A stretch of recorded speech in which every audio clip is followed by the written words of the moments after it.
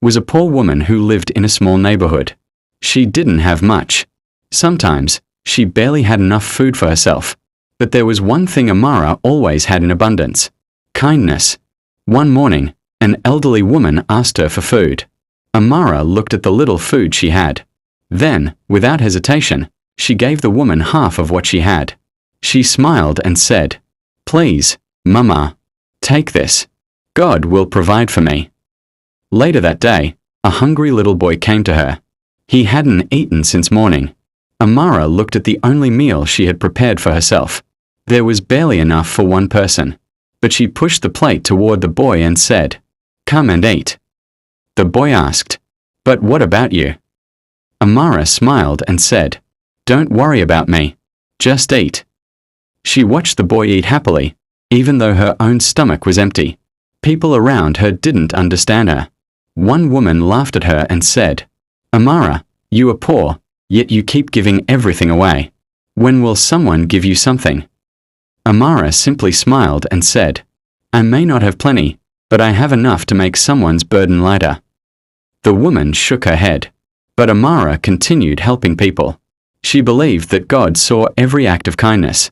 Then, one afternoon, something unexpected happened. A luxurious black SUV drove into the neighborhood. Inside was a wealthy businessman named Daniel. As he passed by, he noticed Amara giving her last bottle of water to an old man. Daniel told his driver to stop. He stepped out of the car and approached her and he said, "Excuse me, why do you keep giving when you clearly don't have much yourself?" Amara looked at him and smiled and said, "Because I know what it feels like to have nothing." Then she added, "If I can use the little I have to make someone's life easier, then I believe it is worth giving." Daniel was deeply touched. Daniel asked her, "And who takes care of you?" Amara smiled confidently and said, "God." Those simple words stayed in Daniel's heart. He had wealth. He had businesses. He had everything money could buy. But he had never met someone who gave so freely without expecting anything in return. Daniel invited Amara to his office. She was confused. She wondered why a wealthy businessman would be interested in someone like her. When they arrived, Daniel placed a large envelope on the table. He looked at her and said, "Amara, this money is enough to change your life." Amara was shocked. She immediately shook her head and said, "Sir, I can't take this. I didn't help people because I wanted a reward." Daniel smiled and said, "I know."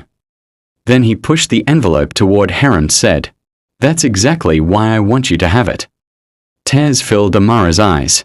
She couldn't believe what was happening. Daniel looked at her and said, "This isn't payment for your kindness. It's an opportunity." Then he gave her one final piece of advice. Never stop being the woman you were when you had nothing. Amara wiped away her tears and said, "I promise." Months passed. Amara used the money wisely. She started a food business. The business grew. Soon, she had employees, a beautiful home, and enough money to live comfortably. But wealth didn't change her heart. She continued helping the poor. She fed hungry children. She cared for elderly people. And she helped struggling families. One day, the elderly woman she had helped years earlier saw her again. The woman looked at Amara and smiled through tears and said, "Amara, look at you." Amara hugged her and said, "Mama, I told you God would provide." The woman replied, "You gave when you had almost nothing." Amara smiled and said, "And God gave me more than I ever imagined." Years later, Amara stood before hundreds of people at a charity event. She looked at the crowd and said, "When I had almost nothing, I learned that kindness doesn't require wealth. Sometimes, all someone needs is the little you have." The crowd became silent. Amara smiled and continued, "So if you have little, don't think your little is useless.